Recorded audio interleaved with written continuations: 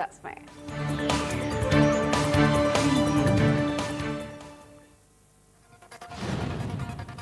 लड़ाकू विमान रफाल को आज भारतीय वायुसेना में औपचारिक रूप से शामिल कर लिया गया है। अंबाला एयरबेस पर भव्य समारोह का आयोजन किया गया। और कैनन से सलामी के बाद रफाल विमानों को वायुसेना के बेड़े में शामिल कर लिया गया है। इस ऐतिहासिक लम्हे का गवाह रक्षा मंत्री राजनाथ सिंह और फ्रांसीसी रक्षा मंत्री बर्नी बनी। वायुसेना की प्रक्रिया के तहत सभी धर्मों के गुरुओं ने यहां पर पूजा अर्चना की और विधिवत रूप से रफाल को शामिल किया है। इस दौरान धर्मगुरुओं ने शांति की दुआ मांगी है। पूजा अर्चना के बाद अंबाला एयरबेस से 5 रफाल विमानों ने फ्लाई पास भी किया है और आसमान में रफाल के आंख बांख का शानदार प्रदर्शन किया गया।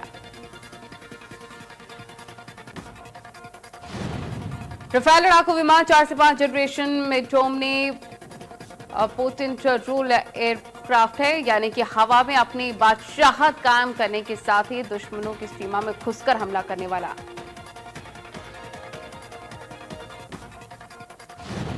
लद्दाख में फिंगर 4 पर भारत का कंट्रोल हो गया है और भारतीय सैनिक चीनी सैनिकों से एकदम आमने सामने हैं। फिंगर 4 पर चीनी सैनिकों ने पहले से ही कब्जा जमा रखा था।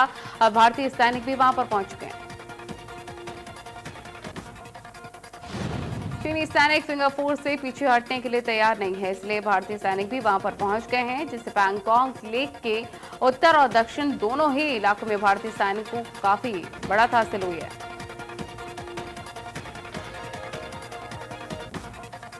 पैंगोंग झील के दक्षिण में जहां भारतीय सैनिकों का कंट्रोल है, वहां पर चारों ओर कटीले तार लगा दिए गए हैं। चीनी सैनिकों से कह दिया गया है कि अगर इस कटीले तार को हटाने की कोशिश की गई तो फिर एक प्रोफेशनल आर्मी की तरह कार्रवाई की जाएगी। दोनों ही देशों ने पूर्वी लद्दाख में पैंगोंग झील के पास हजारों की तादाद में सैनिक और तोपों को तैनात कर दिया है और पूरे लद्दाख बॉर्डर पर चीन ने करीब 50,000 सैनिकों को तैनात किया। भारत और चीन के विदेश मंत्री आज मॉस्को में तीसरी बार आमने सामने होंगे। दोनों नेताओं के बीच में यह मुलाकात बेहद अहम मानी जा रही है।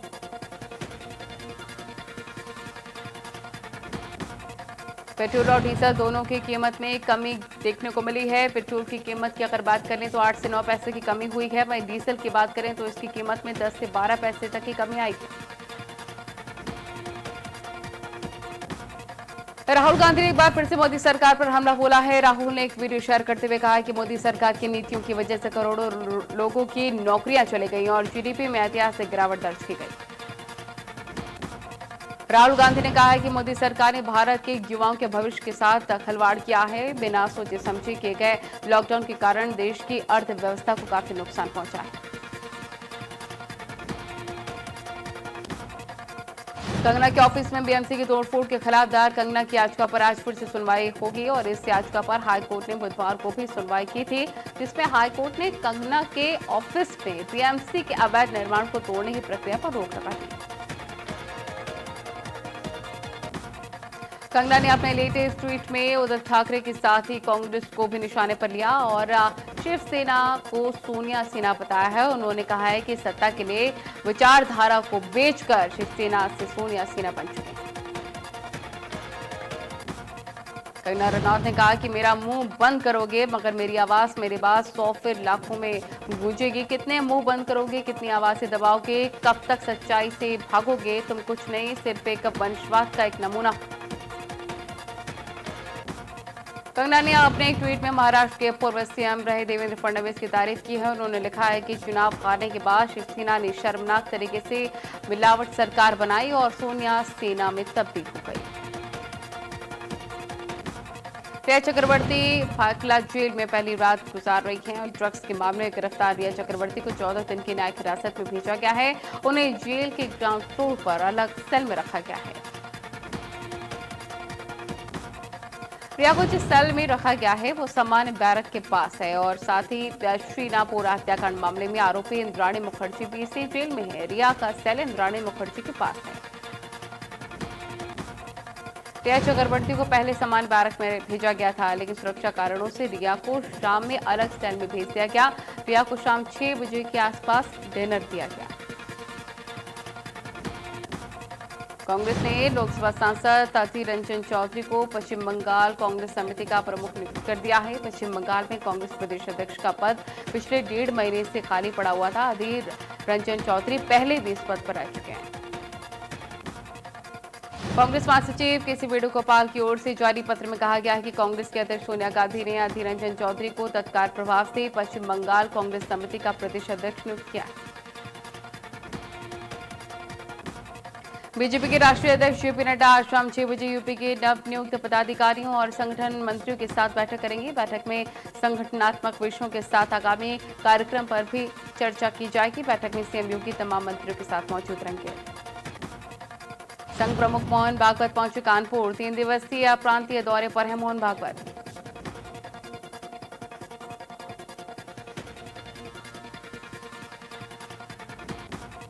कौशाम्बी में पुलिस पर हमले का आरोपी बीजेपी में शामिल अशोक उर्फ तापसी मौर्य ने जनसत्ता पार्टी छोड़ दी है। फेसबुक पर डिप्टी सीएम केशव मौर्य संग डाली तस्वीर।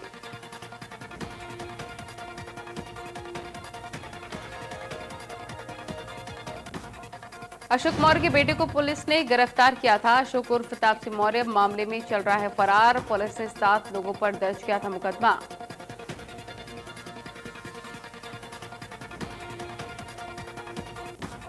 अयोध्या में राम जन्मभूमि तीर्थ क्षेत्र ट्रस्ट से जालसाजी। ट्रस्ट के खाते में जालसाजी कर निकाले गए 6 लाख रुपए। फर्जी चेक लगाकर लखनऊ के 2 बैंकों से निकाले गए रुपए। कोतवाली अयोध्या में आगाज के खिलाफ केस दर्ज।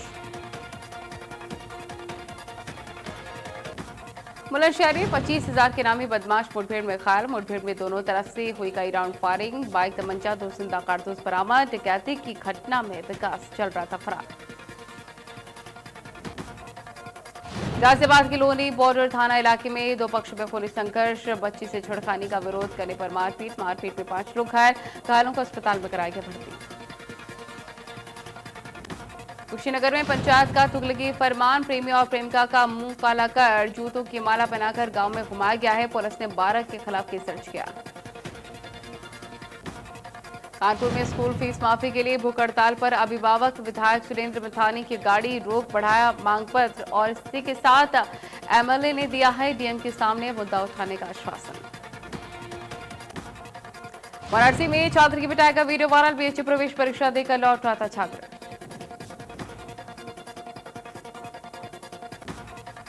बलरामपुर के रेरा थाना इलाके में पुलिस के सामने ग्रामीणों ने बिजली कर्मी को पीटा है। बिजली तार नहीं जोड़ने पर नाराज थे ग्रामीण।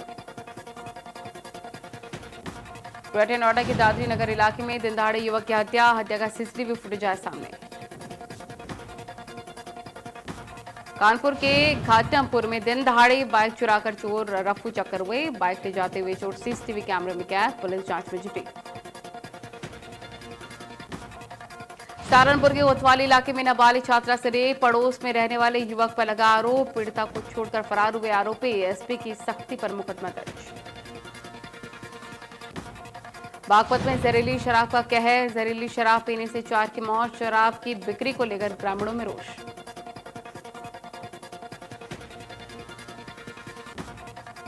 लखनऊ की मौना नगर पंचायत में ग्रामीणों का आवास तो ना जमीन पर ना आसमान कहीं नहीं बना, लेकिन प्रधानमंत्री आवास योजना से आवास बनने का प्रशंसा पत्र जरूर मिल गया।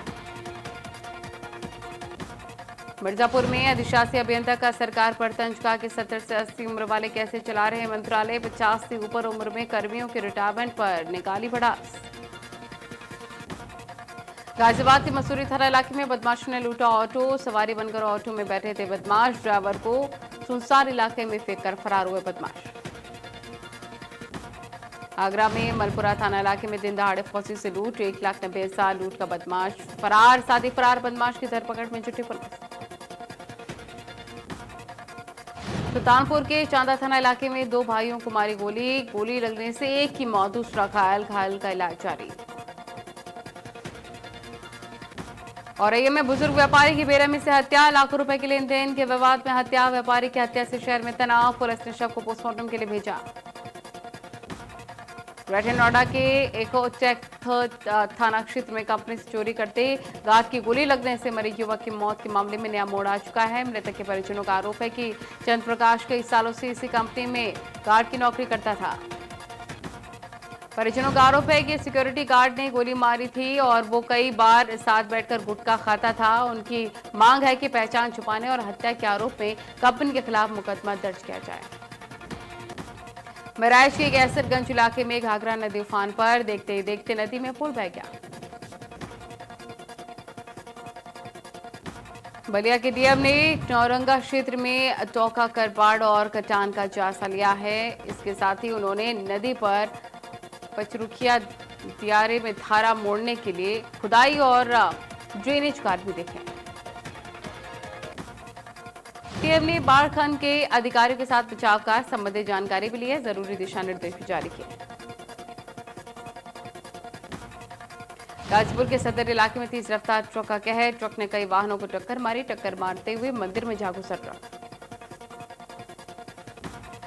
हरदोई में डंपर और ट्रक की भीषण टक्कर, टक्कर के बाद ट्रक में लगी आग, हादसे में ड्राइवर समेत दो घायल हो गए, बताया जा रहा है, सभी का इलाज जारी। लखनऊ के गोमती नगर के जासूसों ने सराफा को बनाया है निशाना, सराफा की दुकान पर खरीदार बनकर आए थे जासूस, दुकानदार को बातों में उलझाकर उड़ाई ज्वेलरी। जासूसों ने दुकानदार को 2000 रुपए एडवांस देकर झांसा दिया। पीड़ित दुकानदार ने पुलिस को दी लिखित शिकायत, मुकदमा दर्ज कर पुलिस आरोपी की तलाश में जुटी। जालौन के माधवगढ़ तहसील क्षेत्र के महाराजपुरा में ग्रामीणों ने मनरेगा का भुगतान नहीं मिलने पर प्रदर्शन किया और उप जिलाधिकारी शालिग्राम को ज्ञापन सौंपकर अपनी आपबीती सुनाई। गाजियाबाद में डीएम अजय शंकर पांडे की सराहनीय पहल, बिना पंखा एसी चलाए सुन रहे फरियाद और साथ ही डीएम कार्यालय में लोगों की समस्याएं सुन रहे हैं डीएम। हमीरपुर में गुप्ता परिवार की सराहनीय पहल, मां की मौत पर गरीब कन्याओं की कराई एफडी, मृत्यु भोज से खर्च होने वाले रुपयों से कराई एफडी। ऋषिकेश में बेटी को बेचने वाला पिता गिरफ्तार, खरीदने वाला आरोपी पहले ही जा चुका है जेल। आरोपियों के पकड़े जाने के बाद भी नाबालिग लापता, रुपयों के लालच में पिता ने बेटी को बेचा था। कोटद्वार में आम आदमी पार्टी के जिला प्रभारी बलराम सिंह नेगी ने देश के लोकतंत्र पर सवालिया निशान खड़े करते हुए आरक्षण को देश के लिए अभिशाप बताया। बलराम सिंह नेगी ने कहा है कि विधानसभा और नगर निकाय और पंचायत चुनाव में आरक्षण नहीं होना चाहिए। महिला आरक्षण या फिर जातिगत आरक्षण से ऐसे लोग आ जाते हैं जो कि अनक्वालिफाइड होते हैं। बलराम सिंह नेगी ने कहा है कि इन जगहों पर आरक्षण नहीं, वरिष्ठ और समझदार लोगों को आगे आना चाहिए जिससे देश का समृद्ध विकास हो सके। श्रीनगर में आम आदमी पार्टी ने सदस्य अभियान चलाया है जिसमें पूर्व सैनिक सहित यहां के युवाओं ने बढ़ चढ़कर हिस्सा लिया है। श्रीनगर में दर्जनों युवाओं ने हिस्सा लेकर दिल्ली की तर्ज पर उत्तराखंड को भी सुरक्षित और सुविधाएं देने की बात कही। पौड़ी लोकसभा प्रभारी भी इस मौके पर मौजूद रहे। उन्होंने कहा कि उत्तराखंड के उन ग्रामीण क्षेत्रों में आम आदमी पार्टी ऑक्सीमीटर पहुंचाने का काम कर रही है जहां कोरोना काल में मरीजों को ऑक्सीजन नहीं मिल पा रहा है। पौड़ी लोकसभा प्रभारी ने कहा कि आम आदमी पार्टी 2022 में दिल्ली की तरह ही बंपर बहुमत से चुनाव जीतेगी।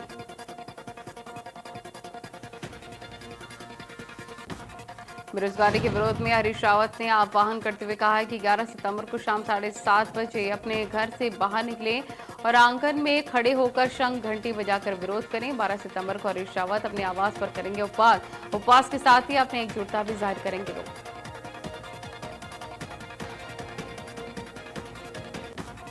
भाजपुर में अखिल भारतीय क्षत्रिय महासभा की नवनियुक्ति राष्ट्रीय प्रबंधन कार्यकारिणी का शपथ ग्रहण समारोह आयोजित किया गया है जिसमें कांग्रेस राष्ट्रीय महासचिव हरीश रावत पहुंचे जहां हरीश रावत ने नवनियुक्त राष्ट्रीय प्रबंधन कार्यकारिणी के पदाधिकारियों को शपथ ग्रहण कराई है। क्षत्रिय महासभा द्वारा हरीश रावत का स्मृति चिन्ह और भेंट कर सम्मानित किया गया है जिसके उपरांत कांग्रेस राष्ट्रीय महासचिव हरीश रावत चीनी मिल गेस्ट हाउस पहुंचकर जहां उन्होंने कार्यकर्ताओं से मुलाकात की और आगामी विधानसभा चुनाव को लेकर कार्यकर्ताओं से मैदान में सक्रिय रहने का आह्वान किया। पूर्व सीएम हरीश रावत काशीपुर में उपवास करके धरने पर बैठे हैं और गन्ना आयुक्त कार्यालय में धरने पर बैठे हरीश रावत ने कहा है कि वो किसानों की समस्याओं को लेकर धरने पर बैठे। ऋषिकेश में गुलदार का आतंक देखने को मिल रहा है। गुलदार ने लोगों पर हमला किया है। हमले में 3 लोग गंभीर रूप से घायल हैं। घायलों को अस्पताल में भर्ती कराया गया।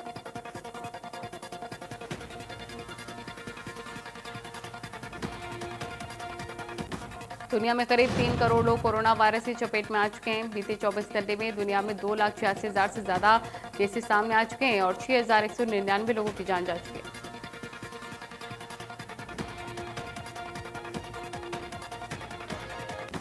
दुनिया भर में अब तक 9,07,000 लोगों ने अपनी जान गंवा दी है, तो वहीं पर 2 करोड़ मरीज रिकवर हो चुके हैं। पूरी दुनिया में 70 लाख एक्टिव केसेस हैं।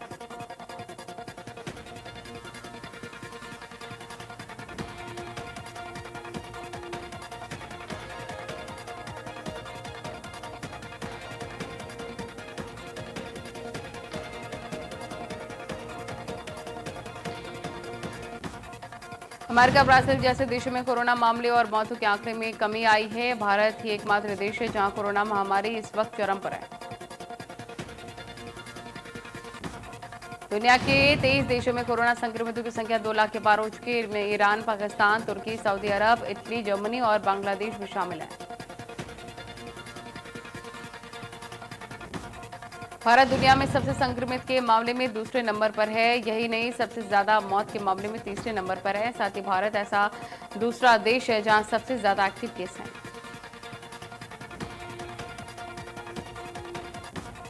भारत में कोरोना मामलों का रिकॉर्ड स्तर पर बढ़ना जारी है। देश में बीते 24 घंटे में रिकॉर्ड 95,735 नए मामले आए सामने। इससे पहले 7 सितंबर को रिकॉर्ड 90,000 के बाद संक्रमण मामले दर्ज किए गए।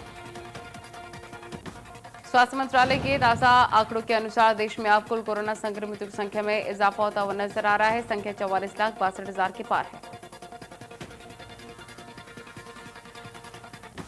आईसीएमआर के मुताबिक 9 सितंबर तक कोरोना वायरस के कुल 5 करोड़ 29 लाख सैंपल टेस्ट किए जा चुके हैं, जिसमें से 11 लाख सैंपल की टेस्टिंग कल की गई।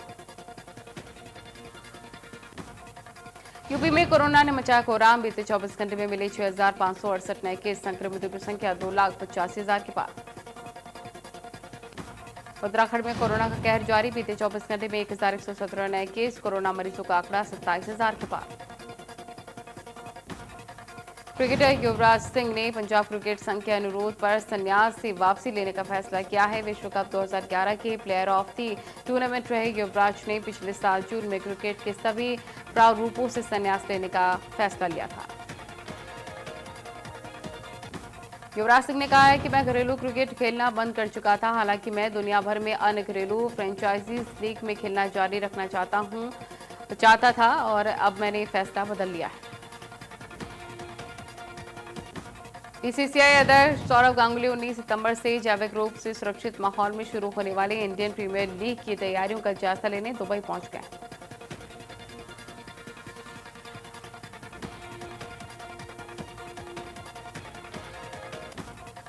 सौरव गांगुली ने अपने इंस्टाग्राम पर तस्वीरें शेयर की हैं। टूर्नामेंट का पहला मैच 19 सितंबर मुंबई इंडियंस और चेन्नई सुपर किंग्स के बीच होगा।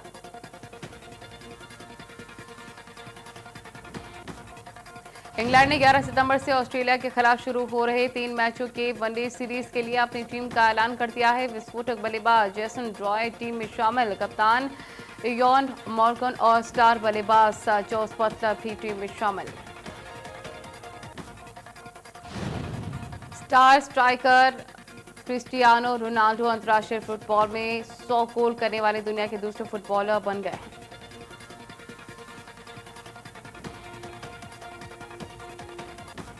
पैंतीस साल के रोनाल्डो ने 25 मीटर की दूरी से फ्री किक पर टीम की तरफ से पहला गोल दागा और इस तरह से अंतर्राष्ट्रीय फुटबॉल में गोल का शतक पूरा कर लिया।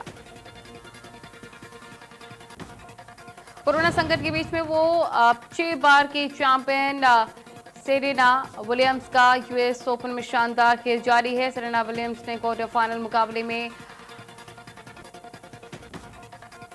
रियलिटी शो कौन बनेगा करोड़पति के सीजन 12 की शूटिंग शुरू हो चुकी है। इसके साथ ही अमिताभ बच्चन की शूटिंग के कुछ फोटो शेयर की गई हैं। यहां पर डायरेक्टर अनुभव सिन्हा का नया भोजपुरी रैप सॉन्ग बम्बई में का बार रिलीज हो गया है।